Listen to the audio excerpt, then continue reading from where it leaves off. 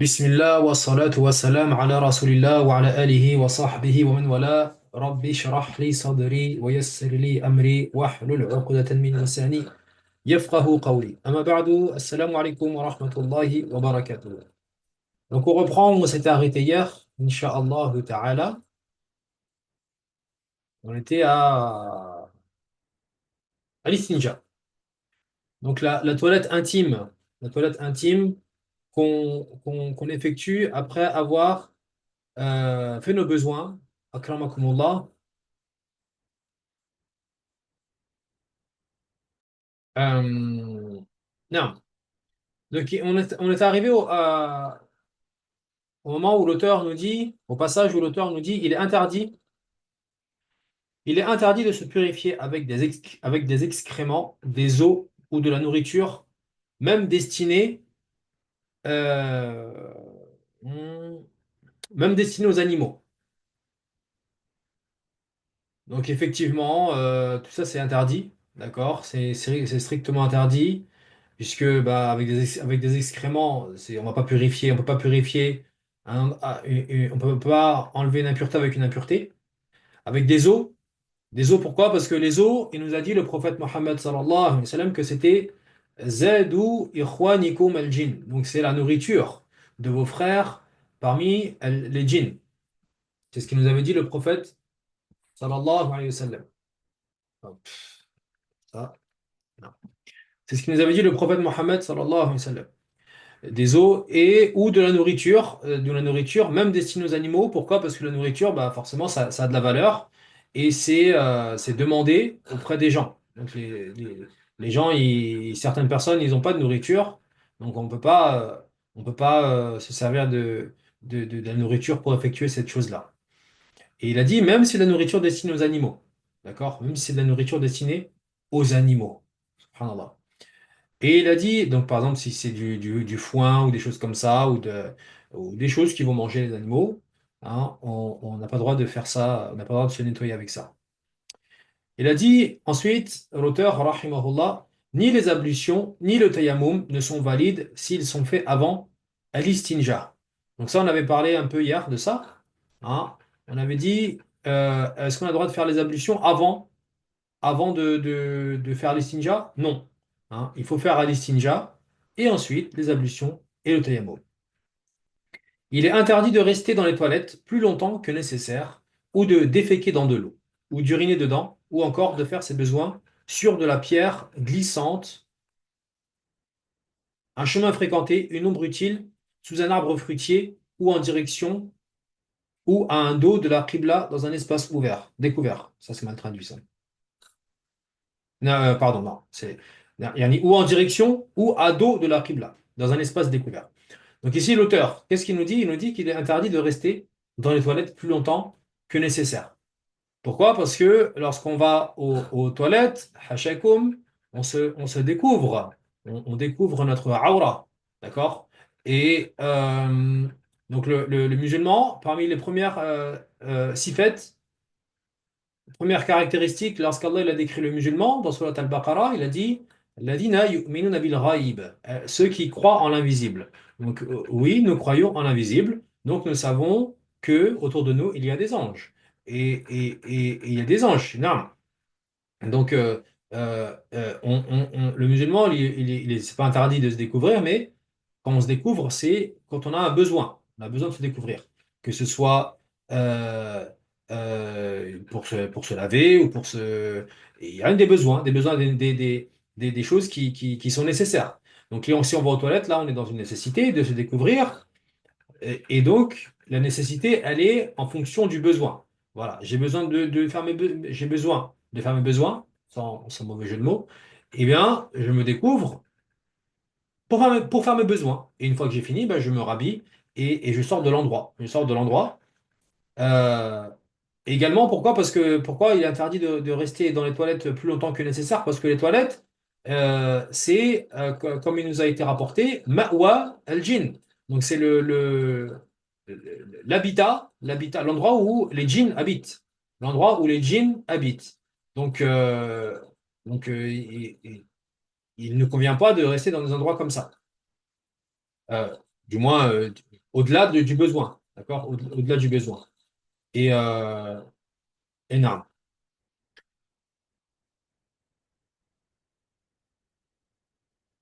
Et donc, il interdit aux musulmans, comme on l'a dit, de découvrir sa aura sans besoin, yani, sans. La personne, par exemple, on voit des gens, ils aiment bien, enfin, on entend de certaines personnes. Ils disent ils aiment bien, ils se sentent à l'aise sans vêtements ou sans. Ça, c'est pas l'adepte du musulman. Le musulman, il se doit de se couvrir. Hein. On ne dit pas non plus qu'il faut être tout le temps en qamis, tout le temps en djilbab ou je sais pas, mais couvrir sa aura. Couvrir sa aura, c'est le strict minimum. Strict minimum. Et même si on est tout seul. Même si on est tout seul. Il a dit ensuite, il est interdit de déféquer dans de l'eau ou d'uriner dedans. Et oui, ça c'est interdit, d'accord? Surtout dans l'eau stagnante. Dans l'eau stagnante, on n'a pas le droit de faire nos besoins dans l'eau stagnante. L'eau qui est en mouvement, donc une rivière ou quelque chose comme ça, l'interdiction n'est pas présente, d'accord? Mais dans l'eau stagnante, il est interdit de faire ses besoins dedans ou encore de faire ses besoins sur de la pierre glissante. Pourquoi la pierre glissante? Yani, là, il dit la pierre glissante, mais en fait, c'est toute matière qui va être glissante, comme du marbre ou comme des choses comme ça. Pourquoi? Parce qu'en fait, la personne, s'il fait ses besoins dessus, akramakumullah, peut-être ça va lui revenir dessus. Ça va l'éclabousser. Ça va éclabousser. D'accord? Ça va l'éclabousser. Ensuite, un chemin fréquenté. Pourquoi? Parce que lui, il va nuire aux gens. Hein. Il va nuire aux gens et les gens, ils vont marcher et ensuite, on va trouver ses excréments ou ses souillures et après, ils vont être gênés. Et le musulman, il est interdit aux musulmans de gêner ou de nuire à autrui, que ce soit un musulman ou un non-musulman. Le musulman, il met à l'abri les autres de ces nuisances. Il a dit une ombre utile, également une ombre utile parce que les gens, ben voilà, peut-être qu'ils vont avoir besoin de s'abriter sous cet endroit-là. Et après, qu'est-ce qu'ils vont trouver? Des mauvaises odeurs ou des choses dépréciables. Sous un arbre fruitier également, hein, la même raison, la même raison. Ou en direction ou à dos de la Qibla dans un espace découvert. Donc la personne, s'il est dans un espace découvert, autre que dans une maison ou dans un lieu fermé, il est interdit de faire ses besoins en direction de la Qibla ou à dos de la Qibla. D'accord? Ce qui est demandé, c'est de se détourner un peu de la direction de la Qibla. D'accord? Par contre, si maintenant il est dans un espace couvert, une maison, un bâtiment, peu importe, là, l'interdiction élevé. Euh, donc ici, l'auteur, il nous dit qu'on n'a pas le droit de faire des besoins sur les chemins fréquentés, sur les ombres utiles, en gros, sur les endroits qui vont profiter aux gens, sur les endroits où les gens ils vont profiter. Ils vont venir, ils vont se poser, ils vont essayer de voilà, passer un peu de bon temps ou profiter, tout simplement. Et donc là, les ulama, Hanabila, ils nous disent, sauf si maintenant, cet endroit-là, et un endroit où il y a du munkar, il y a des choses blâmables. Par exemple, il y a des gens, ils vont venir, ils vont vendre leur drogue, ou ils vont consommer de l'alcool, ou ils vont faire des choses blâmables. Hein. Eh ben, les savants Hanbali, ils disent que l'interdiction, elle est levée ici. L'interdiction, elle est levée. Pourquoi? Parce que peut-être que ce qu'il va faire, donc la personne qui va aller faire ses besoins dans ces endroits-là, où les gens ils ont l'habitude de venir faire al-munkar, eh ben, ça va les faire fuir. Ça va les faire fuir. Donc, voilà.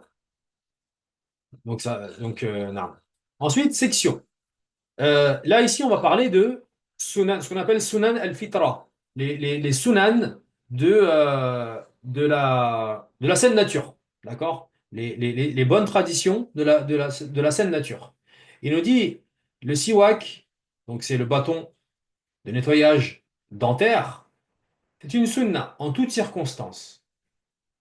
Donc le siwak, bien connu, hein, le siwak, naam. Il nous dit c'est une sunna en toutes circonstances, sauf pour la personne en jeûne. Après le zénith, yani le midi. Quand midi, c'est pas midi l'heure, hein, c'est quand le soleil est à son zénith. Après Zohr, quoi. Après la salade de Zohr. Où son usage est déconseillé. pour le jeûneur. Donc oui, chez les Hanbalites, le fait de passer le siwak, nettoyer ses dents avec le siwak, c'est une sunna en toutes circonstances, en tout moment, c'est quelque chose de bien, parce que ça va nettoyer les dents, ils nous disent, il nous a dit le prophète sallallahu alayhi wa sallam, siwak, euh, matharatun lil fam wa marda lir rabb. Ou kama qala, sallallahu alayhi wa sallam. Il nous a dit c'est une cause de satisfaction pour satisfaire le Seigneur, notre Seigneur, et c'est un moyen de purifier sa bouche. De purifier sa bouche. Hein. Euh, Sauf pour la personne en état de jeûne. Lui, il a le droit de le faire jusqu'à jusqu'à ce que le soleil est à son zénith. Après que le soleil est passé le zénith, donc après l'heure de Zohr, son usage est déconseillé. D'accord? Est déconseillé chez les Hanabila. Mais il y a un autre avis de l'imam Ahmed qui dit que c'est sunna en toutes circonstances. D'accord? Pourquoi ils disent que c'est déconseillé, les Hanbalites ici? Parce que il y a un hadith, bien qu'il soit faible, il y a un hadith qui dit qui va dans ce sens-là, d'accord? Qui dit que le siwak est à faire, sauf après le zénith, et également donc le jeûneur, lorsqu'il va jeûner, il va avoir ce qu'on appelle, il va avoir une odeur de sa bouche qui va se dégager qui est causé par son ventre vide. Donc son estomac, quand il est vide, comme c'est vide, ben, ça va dégager une odeur et ça va remonter vers sa bouche. Mais cette odeur-là, il faut savoir qu'elle est plus aimée auprès d'Allah, subhanahu wa ta'ala, que les plus beaux parfums de ce bas monde, les plus beaux muscles de ce bas monde. D'accord? Donc le musulman, lui, il est demandé de voir les choses à travers ce qu'Allah il veut, pas de ce que lui il veut. Hein. Donc, des fois, on voit des personnes, ils disent, moi, j'ai mauvaise haleine durant le jeûne, donc je vais me laver les dents, je vais faire le siwak. C'est pas ce qui est demandé. C'est pas ce qui est demandé. C'est pas du tout ce qui est demandé. Ce qui est demandé, c'est, voilà, de jeûner. Tu jeûnes, et ben, ça va se passer. Même si tu te laves les dents 10 fois dans la journée, l'odeur, elle va être là. L'odeur, elle va être là parce que c'est comme ça. Donc, tu auras beau faire quoi que ce soit, mais l'odeur sera là. Donc, Alhamdulillah, c'est un khayr. C'est un khayr. Peut-être ça va nuire les gens, ça va nuire certaines personnes, mais maintenant, si les gens ils savent que tu jeûnes, bah, alhamdoulilah, ils vont comprendre si bien sûr ils sont censés. Et donc la personne, en fin de compte, qui va faire le siwak après le zénith, eh bien lui, c'est comme s'il va enlever il va enlever l'odeur qu'il a dans sa bouche, et donc ça va venir enlever la trace de la ibada, la trace de l'adoration. Et Allah, il aime voir les traces de l'adoration chez son serviteur. Et donc, entre autres, eh bien, il y a l'odeur du jeûneur, la laine du jeûneur. Euh, non. Ici, on a encore un miracle prophétique, puisque le prophète, sallallahu alayhi wa sallam, il a dit, la laine du jeûneur est plus aimée auprès d'Allah que les plus beaux parfums de ce bas monde. Eh bien, ici, yani, il n'y avait pas encore il y avait pas encore tous les moyens technologiques qu'on a, ou la médecine, du moins, yani, les études sur le corps humain n'étaient pas avancées à ce point-là pour savoir que la personne, quand il mange pas ou quand voilà, eh bien, son corps sécrète une odeur. Mais ici, le prophète, sallallahu alayhi wa sallam, il nous a informé de cette chose-là.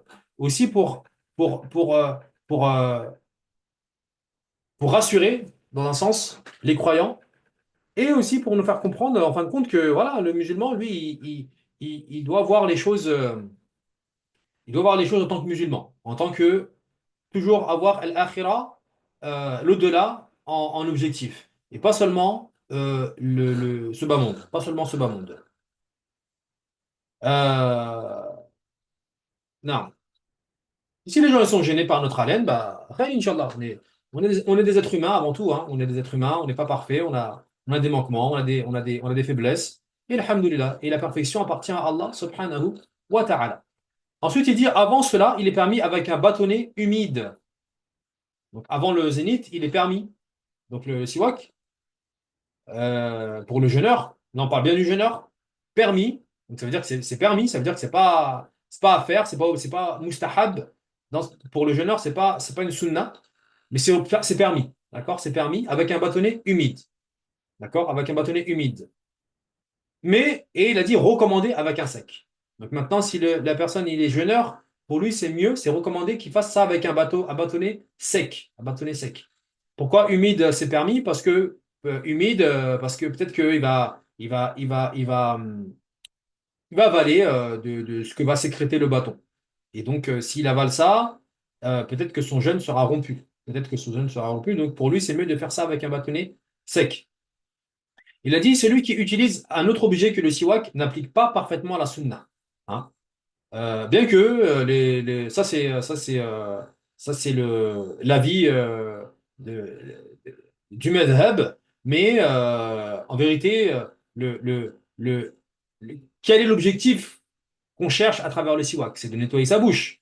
Donc en vérité, la personne qui va nettoyer sa bouche avec un bâtonnet de siwak ou avec une brosse à dents, comme on a l'habitude de faire nous à notre époque, il a nettoyé ses dents. Donc il a nettoyé sa bouche. Et en vérité, il a atteint l'objectif derrière le siwak. Euh, il a dit ensuite, l'usage du siwak est particulièrement recommandé avant la prière. Donc ici, il a dit avant la prière. euh, donc c'est quand exactement avant la prière? Il y a deux avis. Il y a deux avis, ou du moins il y a deux circonstances. Si maintenant la personne, le mieux c'est de le faire au moment où il sort de chez lui, au moment où il va se diriger, ou au moment avant d'entrer dans la mosquée. D'accord? Pourquoi? Parce que peut-être lorsqu'il va faire son siwak dans la mosquée, peut-être que, vous savez, le bâtonnet de siwak, peut-être des petites particules qui vont se mettre dans sa bouche, etc. Donc il voudra les extraire de sa bouche. Et donc il va les extraire, il va les mettre où? Dans la mosquée? Au sol. Donc ça, c'est pas bon. Ça, c'est interdit de polluer la mosquée. Euh, et également, donc là, c'est pour ça que c'est mieux de le faire avant de rentrer dans la mosquée. Également, certaines personnes, dû à l'ignorance de certaines personnes, peut-être que les gens, ils vont le voir, ils vont avoir une certaine, ça va les répugner, ça va les répugner de voir la personne se frotter les dents. Alors qu'en vérité, il y a rien de répugnant, hein, mais peut-être que aux yeux de certaines personnes, ça va les répugner. Donc c'est pour ça qu'ils disent avant la prière, donc avant la mosquée, avant d'entrer dans la mosquée. D'accord. Euh, ou avant il y en a chez lui, lorsqu'il est chez lui et qu'il veut aller faire la prière. Maintenant, si la personne, il veut montrer aux gens que avant la prière, c'est bien de faire le siwak, eh bien, il peut le faire au moment de l'iqama. Au moment de l'iqama, il passe un coup de siwak. Comme ça, les gens, ils vont le voir, ils vont dire, ah, c'est vrai que le siwak, à ce moment-là, c'est une sunna, le siwak. Et après, ils vont le prendre pour exemple. Et donc, lui, machallah, il aura eu le rang, la récompense de faire revivre une sunna, machallah.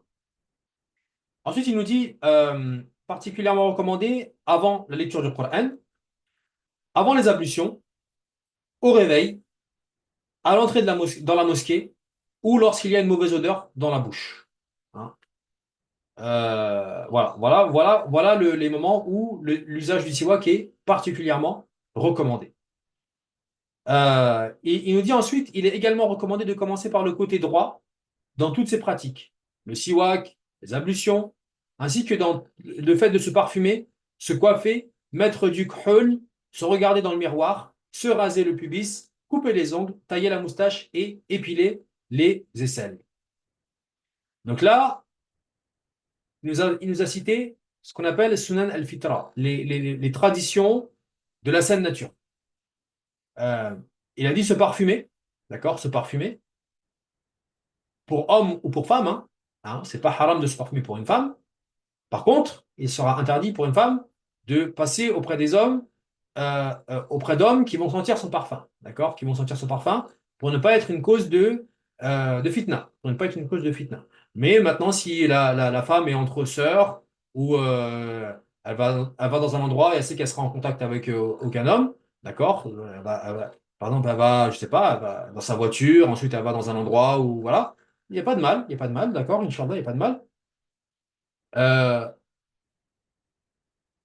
et pour les hommes aussi en particulier. Hein. Donc,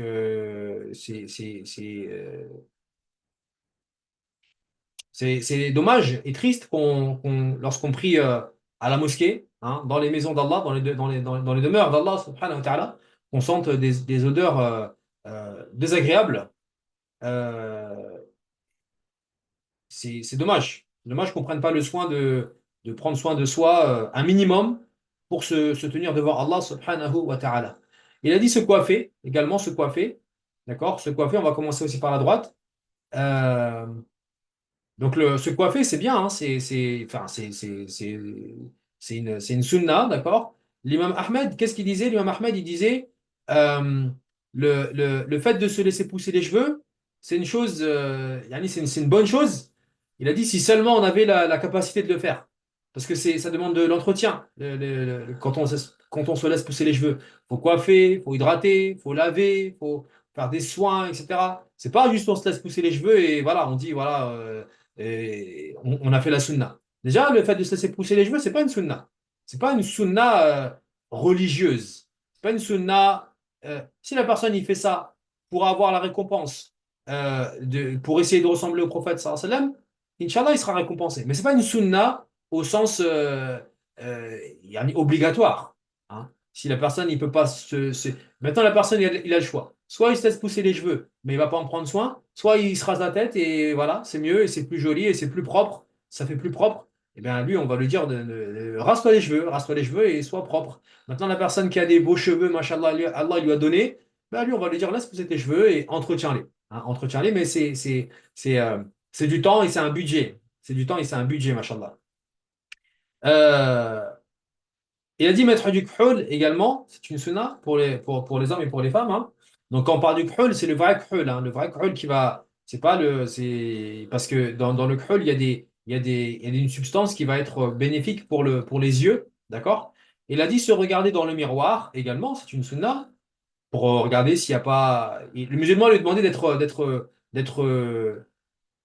agréable à regarder, pas être quelqu'un qui fait fuir ou qui fait peur ou qui fait non, pour les hommes et pour les femmes, il faut prendre soin de soi, d'accord? Pas être dans l'excès, hein. On parle pas dans l'excès tout le temps se pomponner ou se non, mais être juste milieu, hein, juste milieu. On se regarde, si on n'a pas des choses à corriger, etc. On corrige. Il a dit se raser le pubis. Ça aussi, c'est une sunna al-fitra, parmi les sunnas de al-fitra. Euh,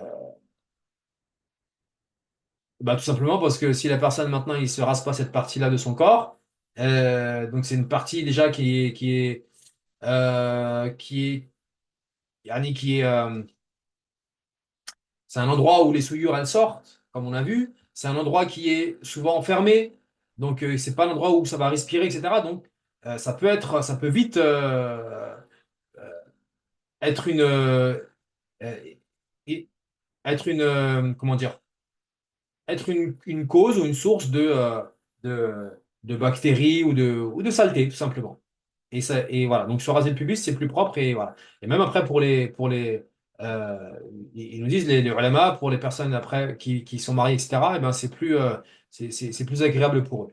Ensuite, il a dit couper les ongles. Couper les ongles également, c'est une sunna al-fitra, parce que les ongles, donc les phalanges, donc c'est avec les doigts qu'on va toucher, qu'on va prendre plein de choses, on va tout le temps être en contact. Et donc, le fait de se couper les ongles, eh ben, ça va limiter le fait que les souillures vont se mettre venir yani se loger sous les ongles. D'accord? Et il a dit tailler la moustache.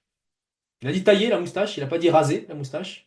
Parce que, comme ils disent les ulama, le fait notamment l'imam Malik, hein, il dit le fait de raser la moustache, le fait de raser la moustache, eh bien, c'est une mousla. En français, on dit en français, on dit une mousla, subhanallah. C'est comment on dit ça en français? Je trouve pas le terme. C'est c'est comme c'est comme si la personne elle va se scarifier elle-même en fait. Elle va se, il y a un terme en français. Et on dit c'est une nuisance. C'est une nuisance et c'est une mousla. On appelle ça une mousla. de se raser la moustache. Parce que quand on rase vraiment le poil à ras, eh bien, il faut que le poil, après, il ressorte de la peau. Et ça, ça peut causer des nuisances. Ça peut causer des nuisances à certaines personnes, notamment ceux qui ont la peau fragile ou des poils d'une certaine particularité. Hein. Donc, on voit encore que, machallah, l'islam, il est venu pour préserver la personne, l'être humain. Il a dit ou épiler les aisselles. Épiler les aisselles également, c'est une sunna de la saine nature. Pour les mêmes raisons qu'on a dit pour se raser le pubis. Hein, c'est pour les odeurs, même c'est pas joli. Après, c'est les goûts et les couleurs, hein, mais de manière générale, et c'est à enlever ces poils-là. D'accord? Pour les hommes ou pour les femmes. D'accord? Pour les hommes et pour les femmes. Là, on parle bien pour les deux types de personnes. Euh, non. Et malheureusement, on voit que certaines personnes, ils appellent à se laisser, je ne sais plus c'est quoi le terme qu'ils utilisent là, mais c'est un mouvement qui prône le fait de laisser les poils sur les parties sur ces parties du corps. Hein, wala hawla wala quwwata illa billah. Euh, non. Donc la personne, quand elle s'éloigne du dîn, en fait, elle oublie. Elle peut arriver à un certain point où même elle va oublier que c'est un être humain. Elle va oublier que c'est un être humain, qu'Allah il l'a honoré, qu'Allah il a, on n'est pas des animaux, quoi. On n'est pas des animaux. On est des êtres humains. Machallah, on a une valeur auprès d'Allah subhanahu wa ta'ala. Il nous dit ensuite, la circoncision est obligatoire pour l'homme comme pour la femme dès la puberté. Mais il est préférable de la faire durant l'enfance. Donc la circoncision obligatoire pour l'homme, pour la femme. Donc ici, on a bien dit circoncision. On n'a pas dit excision. On a dit circoncision. D'accord? Donc, chez les savants hanbalites, chez l'imam Ahmed, c'est obligatoire pour l'homme comme pour la femme. D'accord? Dès la puberté. Donc, pourquoi c'est obligatoire? Puisque, bah, déjà, parce on a des preuves, hein, on a des preuves de la sunna qui viennent rendre cette chose obligatoire. Et également, d'un point de vue hygiénique et on va dire euh, biologique, c'est que bah déjà, c'est plus à même de rendre ces endroits-là propres et de ne pas voir se loger des microbes, des bactéries, des saletés dans ces parties-là. Et voilà. Après, pour la femme, et c'est pas comme l'homme, hein. Pour la femme, il dit, c'est vraiment retirer un petit morceau, vraiment un petit morceau de peau sur cette partie-là, d'accord? Et non. Ensuite, euh,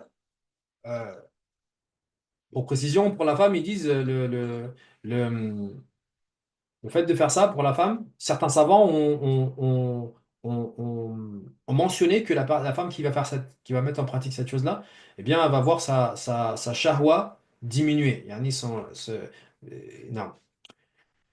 C'est ce qu'il avait notamment cité l'imam Ibn Taymiyyah, rahimahullah ta'ala. Et il a dit, mais il est préférable de la faire durant l'enfance. Donc c'est obligatoire dès la puberté, mais c'est préférable de la faire durant l'enfance, parce que durant l'enfance, l'enfant, il cicatrise beaucoup plus rapidement qu'un adulte ou qu'une grande personne. Et voilà, comme ça c'est fait, quoi. Comme ça c'est fait. Après, que la personne, si elle attend la puberté pour le faire, ça peut être plus pénible pour elle et plus douloureux. Mais alhamdoulilah, maintenant, il y a pas de... Même si la personne elle est grande, elle a oublié de le faire ou ses parents ne lui ont pas fait, elle peut le faire, elle peut le faire, elle va à l'hôpital. Maintenant, on peut demander même sous anesthésie générale. Donc la personne, il va à l'hôpital, il rentre le matin, il s'endort, il se réveille avant midi et c'est fait. Et c'est fait. Et voilà, alhamdoulilah. Maintenant, une question, est-ce que l'homme qui est l'homme... après, pour la femme euh, la vie... il y a deux avis dans le madhab. L'avis prépondérant, qui fait office de référence dans le madhab, c'est que c'est obligatoire pour la femme de le faire. Deuxième avis, c'est que c'est pas obligatoire. C'est que c'est pas obligatoire. Et c'est l'avis par les savants contemporains, c'est que c'est pas obligatoire pour la femme. D'accord? Mais pour l'homme, ça reste obligatoire. L'homme, maintenant qui s'est converti et qui n'a pas fait cette chose-là, et qui est grand, qui est adulte maintenant, pubère, est-ce qu'il est obligatoire pour lui de le faire? Oui, il est obligatoire pour lui de le faire. On veut pour preuve le fait que Ibrahim alayhi salam a fait cette chose-là, d'accord? Tout seul, machallah, tout seul, et il avait plus de 80 ans. Il avait plus de 80 ans et il a fait cette chose-là, machallah. Donc maintenant, alors des- nous, à notre époque, c'est facilité. Comme on l'a dit, on peut le faire sous anesthésie générale. On va à l'hôpital, on se réveille, on s'endort quelques heures, on se réveille et c'est fait. Et voilà, on n'a plus de. Après, certes, il y a toute la phase de cicatrisation qui est on va dire, un peu plus pénible, entre guillemets, mais ça, c'est l'histoire de quelques jours et après, c'est réglé. Et voilà. Après, la personne, il est. Alhamdoulilah. Donc, s'il fait ça pour Allah, la personne, il va être récompensé. Nul doute là-dessus. Section. Maintenant, on passe aux ablutions. Là, on parle des ablutions maintenant. Les ablutions rituelles, ce qu'on appelle le wudu, consistent à utiliser de l'eau purifiante sur quatre membres selon une manière prescrite. Donc ça, c'est la définition d'al wudu. Hein? Al wudu, c'est quoi? C'est utiliser de l'eau purifiante. Donc comme on a vu les trois types d'eau. Donc là, on utilise quoi? L'eau purifiante sur quatre membres. C'est quoi les quatre membres? Le visage, les mains jusqu'au coude, la tête et les pieds. D'accord? La tête et les pieds. Quatre membres. Euh, selon une manière prescrite, yani une manière détaillée qui a été relatée. Il est obligatoire de prononcer Bismillah au début des ablutions, du rousl, du tayammum et lors du lavage des mains après un sommeil nocturne. Cela trois fois avec intention et invocation. Donc ici, est-ce que le fait de dire Bismillah avant les ablutions, avant le rousl, avant le tayammum, ou avant le fait de se laver les mains après un sommeil nocturne, est-ce que c'est obligatoire? Oui, c'est obligatoire. La personne maintenant qui a oublié de le dire, qu'est-ce qu'elle fait? Bah, faut voir au détail. Si maintenant la personne, elle est en train de faire ses ablutions, elle est dans ses ablutions, elle a oublié de dire Bismillah, bah, qu'est-ce qu'elle fait? Elle dit Bismillah et elle recommence ses ablutions. Elle recommence ses ablutions. Maintenant, la personne, elle a fini de faire ses ablutions et elle se rappelle. Elle dit, ah, subhanallah, j'ai oublié de dire Bismillah. Bien, c'est, elle n'est pas obligée de recommencer. Elle n'est pas obligée de recommencer. Et c'est ce qui fait la différence entre une obligation et une obligation, on appelle le wajib, et el fard. Donc en français, el fard el wajib, on traduit ça par l'obligation, pardon. Mais en arabe, c'est différent. El wajib, c'est obligatoire, mais si on a oublié ou si on était ignorant du caractère obligatoire de la chose, c'est pas pris en compte. Yani l'obligation, elle tombe. Mais le fard, il tombe pas, en aucun cas. Le fard, il est obligatoire, que ce soit pour l'ignorant ou pour la personne qui a oublié. D'accord? C'est pour ça que là, il a dit, il est obligatoire de prononcer Bismillah. D'accord? Au début des ablutions, etc. Ensuite, il dit les conditions requises pour que les ablutions soient valides sont au nombre de 8. Donc là, on parle des conditions des ablutions. Donc les conditions, c'est quoi? C'est une condition, c'est ce qui précède l'adoration. D'accord? C'est ce qui précède. C'est ce qu'on doit mettre en pratique, mettre en place avant de rentrer dans l'adoration. Donc avant de faire mes ablutions, eh bien, je dois mettre en pratique 8 conditions, pardon. Il a dit, première condition, que cesse ceux qui les annulent. Comment ça, que cesse ceux qui les annulent? Eh bien, la personne, par exemple, il est, par exemple, imaginons qu'il est en train de faire ses besoins. Est-ce qu'il peut faire ses ablutions en train de faire et au moment, et en même temps, il fait ses ablutions? Non. Est-ce qu'il peut avoir un gaz et en même temps faire ses ablutions? Non. Est-ce qu'il peut, voilà. Donc, que cesse ce qui annule les ablutions. D'accord. Première condition. Deuxième condition, l'intention qui est exigé pour toute purification rituelle, sauf pour enlever une souillure visible. Donc, on avait la question hier soir. Est-ce que pour enlever une souillure, on doit mettre l'intention? Non. Non, non. Par contre, pour faire ses ablutions ou pour son rousle, pour toute purification rituelle, même le tayammum, il faut avoir l'intention. Donc ça, c'est la deuxième condition. Troisième condition, être musulman. Quatrième condition, être doué de raison. Donc, être doué de raison, ne pas être pris de démence ou de folie, Majnoun, al-Majnoun, parce que lui, il a pas d'intention, il ne sait pas ce qu'il fait, d'accord?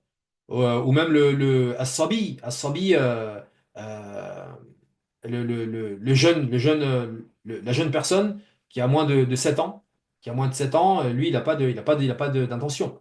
Il peut pas, parce qu'il sait pas, il comprend pas encore toutes les choses. Être doué de raison et cinquième condition, avoir atteint l'âge de discernement. Donc c'est ce que je viens de dire. Donc l'âge de discernement, c'est 7 ans. D'accord? 7 ans. Après 7 ans, donc certains disent 5 ans, d'autres 7 ans. Mais l'âge de discernement, c'est, on va dire, 7 ans. La vie prépondérante, c'est que c'est 7 ans. En delà de ça, eh bien, la personne, il n'a pas l'âge de discernement. C'est quoi l'âge de discernement? C'est l'âge où la personne, le jeune homme ou la jeune fille, elle va savoir ce qui lui nuit et ce qui lui profite. D'accord? Un enfant de 3 ans, il ne sait pas, il ne peut pas savoir si il va voir un lion, par exemple, il va vouloir lui faire un câlin au lion. Hein. Si le lion, il est comme ça, il est allongé, lui va venir, il va peut-être venir lui faire un câlin ou quelque chose comme ça, parce que voilà, il n'a pas encore le discernement. Il ne sait pas que le lion, il peut être dangereux, voilà. Ou un enfant de 3 ans, il voit un grand feu devant lui. Il voit un morceau de bois avec du feu, peut-être qu'il va vouloir prendre le morceau de bois avec sa main. Hein. Ou il va voir une nourriture très chaude avec de la fumée. Il va pas savoir que la fumée, ça indique que cette nourriture-là est très chaude et que s'il la porte à sa bouche, il va se brûler. Donc voilà, c'est ça, l'âge de discernement. Donc 5 ou 7 ans. Mais en vérité, ça dépend de la personne. Ils te disent, une fois que l'enfant comprend un dialogue, al-khitab, vraiment un dialogue, pas juste viens, fais câlin, non, un dialogue. Ça veut dire que tu peux avoir un dialogue, il comprend, il te parle, il te répond. Ça veut dire que là, il a l'âge de discernement. Sixième condition, utiliser une eau purifiante licite. Donc, il y a de l'eau purifiante, oui, mais est-ce qu'elles sont toutes licites? Non. Par exemple, si on a et la personne il a volé un pack d'eau, il a volé un pack d'eau. Est-ce qu'il peut faire les ablutions avec ce pack d'eau? Non. La personne il n'a pas payé ses factures d'eau, par exemple. Non, on va pas dire ça comme ça. On va pas dire ça comme ça. On va dire par exemple la personne il s'est accaparé un logement, il a squatté un logement de force, hein. Et c'est pas lui le logement, c'est pas lui le logement, il lui appartient pas. Mais il l'a pris de force et il ouvre les robinets, il fait ses ablutions avec. Il n'a pas le droit de faire ses ablutions avec cette eau-là. Parce que l'eau là, de ce logement-là, ça ne lui appartient pas. Donc, utiliser une eau purifiante licite. Septième condition, ne pas avoir sur le corps quelque chose qui empêche l'eau d'atteindre la peau. Donc, euh, euh, par exemple, oui, et des fois, on va mettre sur notre peau des substances qui vont empêcher l'eau d'atteindre la peau. On pense tout de suite, ce qui nous vient à l'esprit, c'est le maquillage, par exemple, pour les femmes. Le maquillage pour les femmes. Mais il n'y a pas que le maquillage pour les femmes. Il y a également la personne qui va travailler dans des métiers comme la peinture, ou comme la boulangerie, ou comme la mécanique. Il va souvent, yani, de par son métier, de par son activité, il peut avoir sur son corps ben, de la peinture, par exemple, de la peinture. La personne, il a des éclaboussures de peinture. Eh bien, est-ce qu'il peut passer l'eau, faire ses ablutions alors qu'il y a de la peinture sur ses mains? Non. Pourquoi? Parce que la peinture, c'est épais. Donc, ça va empêcher l'eau de toucher la peau. Toucher la peau. Euh, après, le maquillage pour les femmes, etc. Ou même également certaines crèmes ou certaines crèmes, tout simplement, qui sont très, très, très, très épaisses qu'on va utiliser dans certains cas, notamment des personnes qui ont des problèmes de peau, comme des crèmes comme type Dexéryl ou des crèmes qui sont c'est écrit sur grasse, c'est sur gras, ça veut dire ça, c'est vraiment épais. Donc ces crèmes-là, il faut bien faire attention à bien les faire pénétrer dans la peau, bien les appliquer, bien les faire pénétrer dans la peau et voilà, s'assurer que Parce que des fois, c'est tellement épais que des fois, même on met de l'eau, eh bien, l'eau, elle passe pas, en fait. L'eau, elle pénètre pas dans la peau. Et ça, faut faire attention à ça. Et la dernière condition, euh, donc la personne qui met des faux ongles, bah là, la question ne se pose pas, hein. La question ne se pose pas. La personne qui a euh, comment là, comment ils appellent ça là? Là, est-ce qu'ils mettent du vernis à ongles? La question ne se pose pas non plus, hein. C'est du vernis, vernis à ongles. C'est du vernis. Donc le vernis à la base, c'est ce qu'on met sur le bois là, si on a des volets en bois ou quoi par exemple.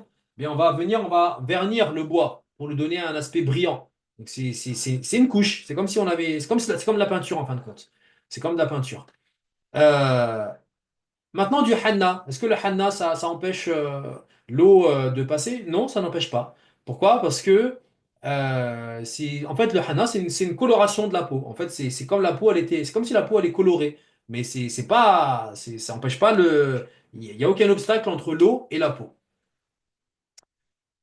Et dernière condition, avoir fait al-istinja, nettoyage après avoir fait ses besoins. Taïeb. Avoir fait l'istinja, mais maintenant la personne n'a pas fait ses besoins. Est-ce qu'elle a besoin de faire l'istinja avant de faire ses ablutions? Non. Donc ça, l'istinja, c'est vraiment pour la personne qui a fait ses besoins. Hein. La personne elle a fait ses besoins, elle veut faire ses ablutions, eh bien, elle doit d'abord faire al-istinja, donc la toilette intime. Ensuite, donc là on a vu 8 conditions pour les ablutions. Maintenant, quels sont les actes obligatoires dans les ablutions? Donc, nous, en arabe, c'est ce qu'on traduit par al-fard. Al-fard, c'est les actes obligatoires coûte que coûte. Ça veut dire, s'il en manque un, les ablutions, elles sont pas valides. Il a dit, elles sont au nombre de 6.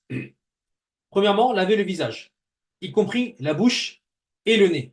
Donc, le visage, c'est de l'endroit où poussent les cheveux, de manière, euh, de manière générale, l'endroit où poussent les cheveux, d'accord? euh, jusqu'au menton. Ça, c'est de haut en bas. De haut en bas. Non, de haut en bas. Donc, voilà, toute cette surface-là. D'accord? Et en largeur, de min al-uzun ila al-uzun, de l'oreille jusqu'à l'oreille. D'accord? Donc, toute cette surface-là, là, hein, mais même dans les recoins, etc., hein, tout ça, il faut que ce soit mouillé. Il faut que l'eau atteigne toute surface. Donc, attention, des fois, on voit des gens, ils prennent l'eau, ils font juste comme ça. Comme ça. Donc, et ici, là, c'est pas mouillé ici. Donc, il faut bien faire attention à bien passer l'eau dans même sous les yeux, etc. Donc, il faut bien que l'eau atteigne tout le visage. Il a dit, y compris la bouche et le nez. La bouche et le nez font partie du visage, d'accord? Puisque la personne qui jeûne, si elle met pourquoi la bouche et le nez? La bouche et le nez, ils ont le statut du visage. Donc le visage, c'est ce qui est extérieur. Donc la bouche et le nez ont le statut c'est comme s'ils étaient extérieurs. Ils font pas partie, ils sont pas, c'est pas, c'est une partie extérieure du corps. Parce que la bouche, si maintenant la personne elle prend un objet quelconque, elle est en état de jeûne et elle met euh, un objet dans sa bouche, mais elle l'avale pas et elle ferme sa bouche, d'accord? Elle n'a pas rompu son jeûne. Pourquoi? Parce que la bouche fait partie de l'extérieur. C'est pas, c'est une porte d'entrée vers le corps, vers l'intérieur du corps, mais ça n'a pas le statut de l'intérieur du corps. D'accord? Et le nez, pareil. Le nez, pareil. Il dit, donc al-madmada wal istinshaq, le fait de laver la bouche et le nez dans les ablutions, c'est obligatoire. Ensuite, deuxième acte obligatoire, laver les bras jusqu'au coude, d'accord? Jusqu'au coude, et coude, y compris les coudes, hein, pas jusqu'au coude, on s'arrête là. On passe aussi sur le coude. Le coude, il faut qu'il soit mouillé, atteint par l'eau. Et troisième acte obligatoire, essuyer toute la tête, y compris les oreilles. D'accord? Donc on passe toute la tête, d'accord? Y compris les oreilles. On va venir frotter les oreilles. Donc avec mon pouce, je vais frotter, comme on va le voir plus tard, Inch'Allah, on va frotter derrière l'oreille et avec mon index, je fais l'intérieur de l'oreille. Donc ici, Pour les oreilles, c'est essuyer, c'est pas laver. Hein. C'est pas ce qui est demandé, c'est pas de prendre de l'eau et de mettre de l'eau dans les oreilles. Hein. Ça, c'est pas ce qui est demandé. Donc, comme on essuie la tête, on essuie les oreilles. Pareil. Une fois. Une fois pour la tête et les oreilles. Mais on va voir en détail comment faire ces ablutions. Il nous dit ensuite le quatrième acte obligatoire des ablutions, c'est laver les pieds jusqu'aux chevilles. Les chevilles compris. Chevilles compris, les chevilles doivent être mouillées. D'accord? Ça, c'est important. On voit beaucoup d'erreurs sur les ablutions à ce niveau-là. Donc, bien faire passer l'eau sur les chevilles. Le cinquième acte obligatoire, c'est l'ordre. Il dit respecter l'ordre prescrit. D'accord? Euh, et donc, l'ordre prescrit, c'est quoi? Bah, c'est commencer par le visage, ensuite les mains, ensuite la tête et ensuite les pieds. Et sixièmement, enchaîner les actes sans interruption. Enchaîner les actes sans interruption. Donc, ce qu'on appelle el-muwala en arabe. Donc, le fait d'enchaîner. C'est pas on fait le visage, ensuite on va faire autre chose, après on revient, on fait. Non, il faut enchaîner d'une traite, pardon. Ensuite, il a dit les deux derniers, yani l'ordre et la continuité, l'acte obligatoire 5, numéro 5 et numéro 6, il a dit ne sont pas requis en cas de rousle. Donc, en cas de rousle, euh, et il n'y a pas de tartib. Il n'y a pas de tartib et il n'y a pas le mouwala, ce qu'on appelle le mouwala. Et voilà, on va pas trop rentrer dans le détail, mais euh, je peux. Pourquoi? Parce que le rousl, chez les Hanabila, il n'y a pas de. Yani la personne, il est pas. La personne, si il trempe son corps complètement dans de l'eau et il ressort tout mouillé, avec l'intention d'avoir fait son rousl, eh ben, son rousl, il est valide. D'accord? Son rousl est valide. J'ai pas dit que c'est le meilleur des rousls, j'ai pas dit que c'est le rousl à faire, ou que c'est sunna, mais que c'est valide. D'accord? C'est valide. Donc si maintenant la personne il est pressé, extrêmement pressé, voilà, il doit faire son rousl très rapidement, s'il prend, il se met sous la douche, l'eau elle coule, l'eau il arrive à faire parvenir l'eau sur tout son corps, il a fait son rousl. D'accord? Il a fait son rousl. Donc, il n'y a pas de tartib ici. Il n'y a pas de tartib, il n'y a pas de mouwala. On va voir le rousl en détail ce sera demain, Inch'Allah. Ce sera pour demain. Mais voilà. Ensuite, section. Ici, on va parler de al-mashu ala al-khuffayn. Le fait de passer, yani frotter les al-khuffayn. Donc, on ne dit pas les chaussettes, parce que c'est pas les chaussettes, al-khuffayn. Et c'est pas les chaussons, on sait pas. C'est le khuffayn. C'est, voilà. C'est, c'est pas les bottines non plus. C'est ce qu'on appelle al-khuffayn. C'est euh, nous, ce qu'on appelle les chaussettes en cuir. D'accord? Les chaussettes en cuir. Là. Donc, il dit, il est permis d'essuyer les chaussettes, al-khuf, et autres objets similaires sous cette condition. C'est quoi les objets similaires? Euh, chez les Hanbali, il y a quatre objets sur lesquels on peut frotter. Al-Khuf, Al-Khufayn, Al-Jawrabayn. Donc, Al-Jawrabayn, c'est ce qu'on traduit par les chaussettes, mais c'est pas les chaussettes qu'on connaît nous, d'accord? Euh, et de toute façon, il a dit sous cette condition. Donc, vous allez voir que les conditions, elles sont pas, c'est pas les chaussettes qu'on connaît nous. Donc, al-khuf, donc on peut faire le masque sur quatre choses. Al-khuffayn, al-jawrabayn, al-jabira. Al-jabira, c'est ce qu'on appelle nous le plâtre ou le pansement. D'accord? Le pansement. Et la femme musulmane peut faire le masque sur son khimar, sur son voile, sur son khimar, comme on va le voir, Inch'Allah. Et ça, al-khimar, il n'y a que les Hanbali qui l'autorisent. Et que le Hanbali qui l'autorise, mashallah. Euh, donc, il nous dit, c'est quoi les conditions pour pouvoir faire le mess, d'essuyer ses chaussettes, ou ses khuffayn plutôt. Premièrement, il nous dit, il est porté après avoir accompli complètement les ablutions avec de l'eau. Donc, il a dit, il est porté après avoir accompli complètement. les ablutions avec de l'eau. Je fais mes ablutions. J'arrive à mon pied droit. Est-ce que j'ai le droit de mettre le khouf sur mon pied droit et après laver mon pied gauche?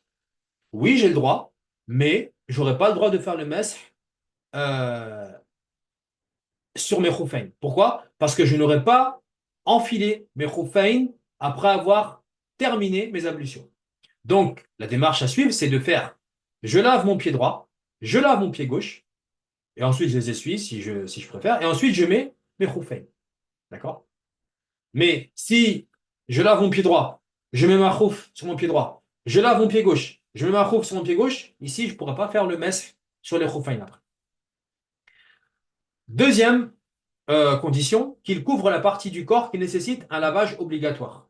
Donc ici, c'est quoi? C'est que les khuffayn couvrent la partie qui doit être lavée obligatoirement. Donc pour le pied, c'est des orteils, du bout des orteils jusqu'aux chevilles. Donc si mes khuffayn ne couvrent pas toute la partie du pied jusqu'aux chevilles, y compris les chevilles, eh bien, je n'ai pas le droit de faire le masque sur ces khuffayn. Donc ici, on voit déjà que les sockets, là, ce que nous on appelle les sockets, c'est déjà éliminé. C'est éliminé ça. Puisque ça, les sockets, ça ne couvre pas la cheville.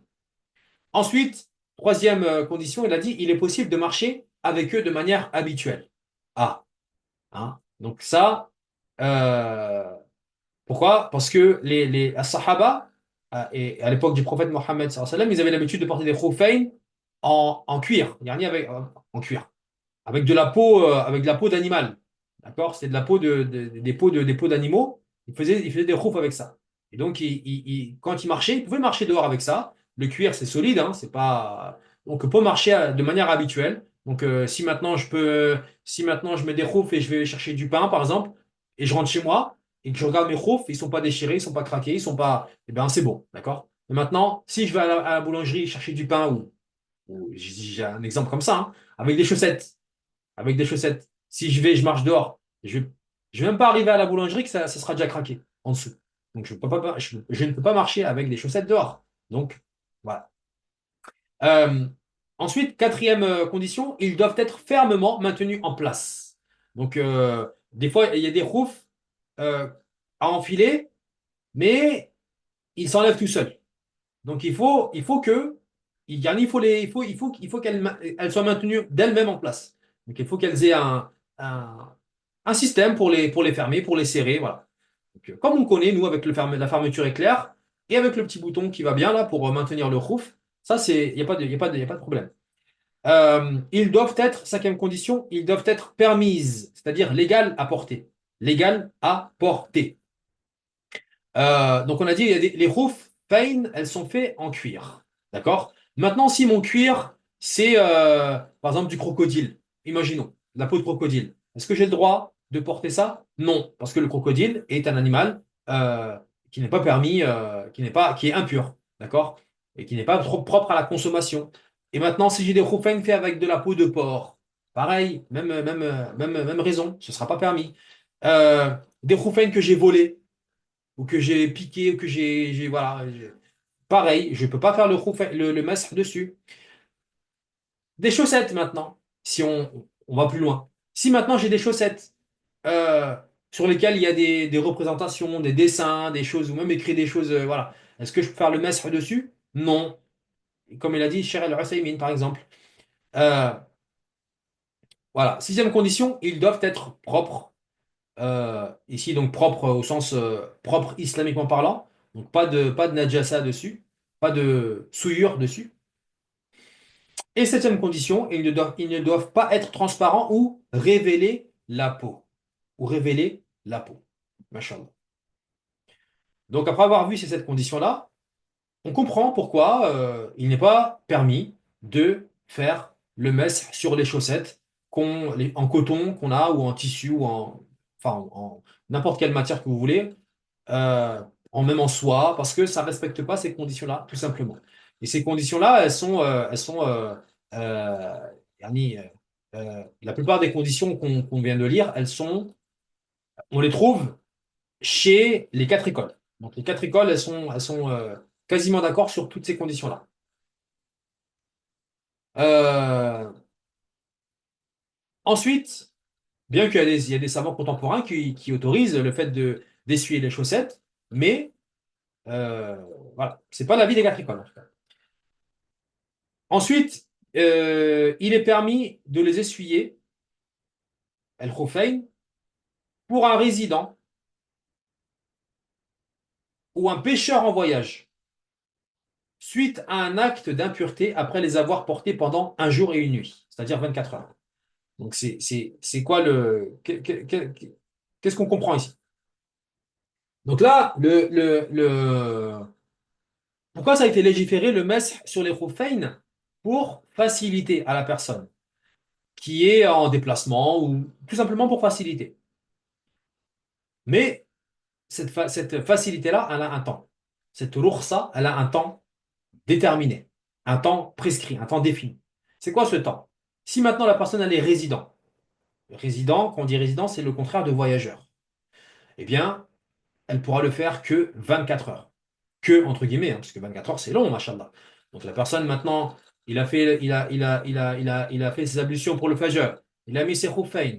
D'accord? Eh bien, il a jusqu'au fajr prochain pour faire le masr. Donc en gros, il pourra faire le masr pour toutes les prières de la journée. D'accord? Après, s'il enlève ses khuffayn, là, ça annule. Ça annule le temps. Et le temps, il revient à zéro. Mais Al-Muhim, ici, il dit pour un résident ou un pêcheur en voyage. C'est quoi un pêcheur en voyage? C'est une personne qui a fait un voyage pour commettre un péché. Hein. Donc, euh, certaines personnes vont faire des voyages exclusivement pour pêcher. Hein. L'autre, il va aller faire un voyage pour aller se ravitailler avec de la drogue. L'autre, il va faire un voyage pour commettre la fornication. Wala'iyadhu billah. L'autre, il va faire un voyage pour euh, faire un. Pourquoi? Qu'est-ce qu'on peut dire encore? Yani pour signer un gros contrat,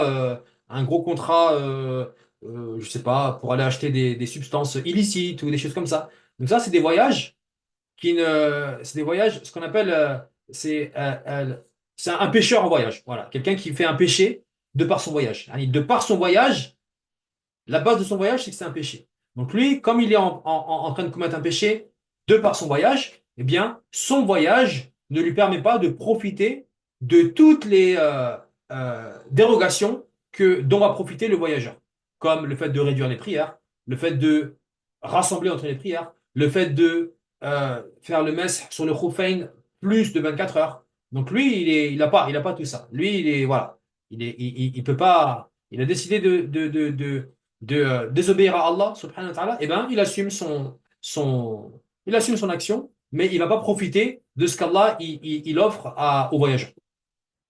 Donc il dit pour un résident ou un pêcheur en voyage, suite à un acte d'impureté, donc soit il est parti aux toilettes ou voilà, après les avoir portés pendant un jour et une nuit. Donc comme on a dit, si maintenant la personne, il a fait des ablutions pour le fajr, il a mis ses khuffayn, ensuite ben, il a jusqu'au fajr prochain pour faire le mas sur le khuffayn. Ou, pardon, excusez-moi, pour être plus précis que ça. À partir de quand? À partir de quand commencent les 24 heures? La personne, il a fait ses ablutions pour le fajr. Il a mis ses khuffayn. Il garde ses khuffayn, il garde les ablutions. Les ablutions, elles ne se périment pas, les ablutions. On est d'accord. De base, elles ne se périment pas. Je peux garder mes ablutions jusqu'à la mort. Sauf si je vais commettre un acte d'impureté rituelle. Aller aux toilettes, perdre la raison, aller dormir. Donc ça, c'est des actes qui annulent les ablutions. D'accord? Ça annule les ablutions. Mais tant que la personne n'a pas commis d'acte annulatif des ablutions, elle peut faire le mess. Taïb. Maintenant, la personne, elle commet un acte qui va annuler les ablutions, eh bien, elle va compter 24 heures à partir de ce moment-là. À partir du moment où elle a perdu les ablutions. Cas concret. La personne a fait ses ablutions pour le fajr. Elle a mis ses khuffayn. Taïb, elle a fait sa vie. Et on va dire avant Zohr, avant Zohr, elle a perdu ses ablutions. Eh bien, elle aura 24 heures pour pouvoir faire le mess sur les khuffayn. Donc elle pourra faire le mess sur les khuffayn jusqu'à Zohr, le lendemain. Bien sûr, tant qu'elle n'aura pas enlevé euh, ses khuffayn. Voilà. Donc on va se contenter de ça pour aujourd'hui. Si vous n'avez pas de questions, bien sûr.